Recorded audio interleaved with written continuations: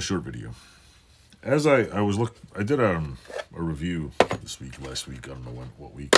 I did a review of these. I'll show you. Ouch. Of these things.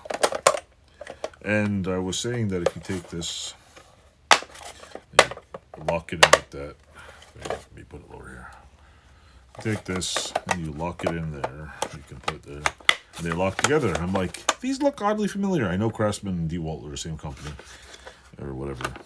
Or DeWalt makes... Oh, whoever owns DeWalt owns the Craftsman name. So I don't know the full details. But I was like, these look oddly suspicious. I couldn't find my other one, so I bought some quick bits. And I was like, let's try this out. Let's go like this. So open this up right here. Open that up. Lock that in there. And sure enough, DeWalt and Craftsman go together.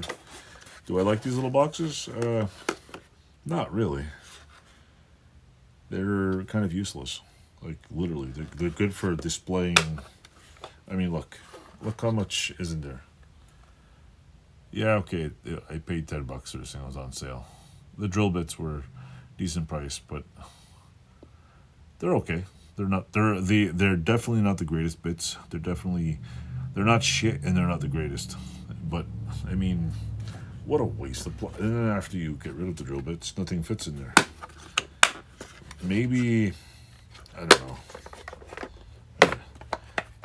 Maybe this holds a little more tools. That's at least got something else besides what, I don't know, 10 drill bits. So other than that, that was just my little rant today. Craftsman's and DeWalt's interlocked together. It's cool though. At least I know where these are. Somewhere.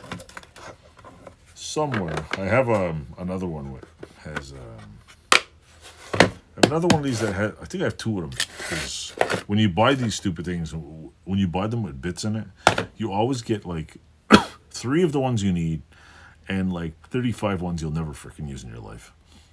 And that's why I agree with one of these other YouTubers that buying these bit sets is probably the biggest waste of money. And there's always that one you want, just one little whatever, and everybody's got 10,000 bits and we use 3. If you're lucky, you might use a flat one.